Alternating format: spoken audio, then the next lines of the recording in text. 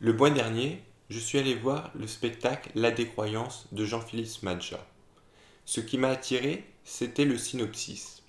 Ce spectacle, qui est en fait autobiographique, raconte l'histoire d'un juif qui perd la foi à cause de ses études de sciences religieuses.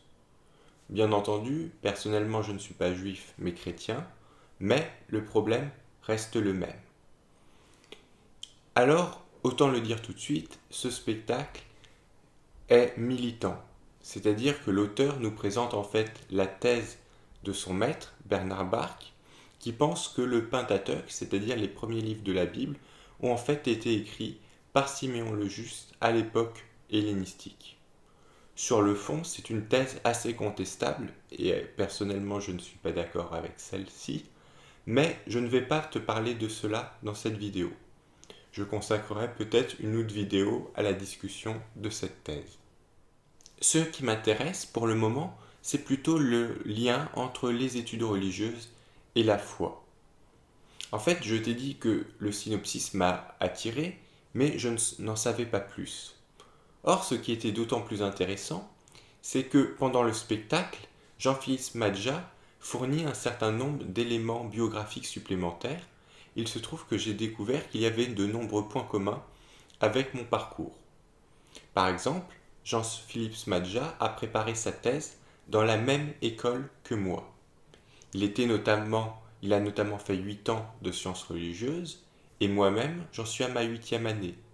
Il a aussi évoqué de nombreuses institutions ou personnes qui me sont familières, comme par exemple l'école biblique et archéologique française de Jérusalem. Mais, au-delà de ces points communs, c'est surtout la question de fond qui m'intéressait. Les études de sciences religieuses sont un vrai défi pour la foi. Déjà, il est bon de rappeler qu'en France, les sciences religieuses ont été développées, surtout dans la seconde moitié du XIXe siècle, pour combattre les religions. Aujourd'hui, la situation est un peu plus apaisée et il y a aussi bien parmi les professeurs des croyants que des non-croyants. Mais il est vrai que les sciences religieuses, c'est-à-dire les sciences sociales et humaines appliquées aux religions, peuvent remettre en cause certains éléments de notre foi, voire même nous faire perdre la foi. C'est quelque chose qui est arrivé fréquemment, notamment à la fin du XIXe siècle et au début du XXe siècle, lors de ce qu'on a appelé la crise moderniste. En France notamment, plusieurs prêtres catholiques assez connus ont abandonné la foi suite à leurs études historiques. Je parle surtout de l'histoire car c'est la discipline que je connais le mieux, mais cela peut aussi être vrai avec la sociologie, la psychologie ou d'autres disciplines.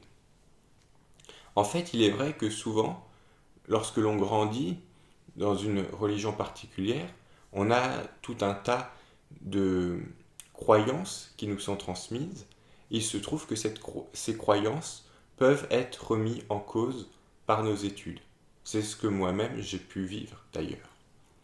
Mais en fait, ce qui est le plus déstabilisant, finalement, ce n'est pas tant que la remise en cause de nos croyances, que l'incompréhension des autres personnes à laquelle on peut se heurter. Cela m'a frappé lorsque j'ai étudié la crise moderniste et je l'ai moi-même vécu ensuite dans ma vie personnelle.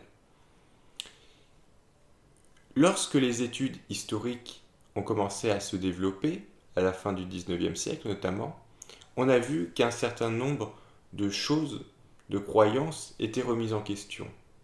Mais l'institution, en l'occurrence ici l'Église catholique, ne voulait absolument rien entendre.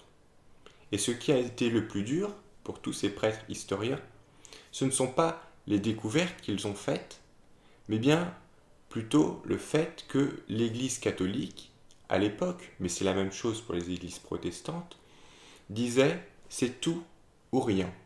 Soit vous acceptez toute la doctrine que l'on vous a transmise, soit vous n'êtes plus chrétien. Et personnellement, c'est aussi ce que j'ai vécu.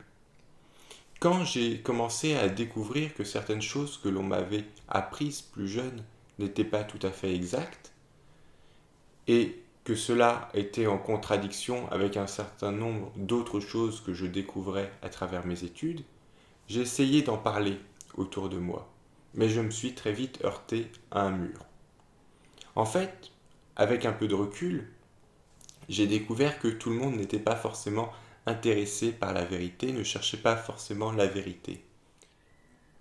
Et dans ce cas-là, il est inutile de brusquer les gens ou d'essayer de leur imposer ce que l'on a découvert.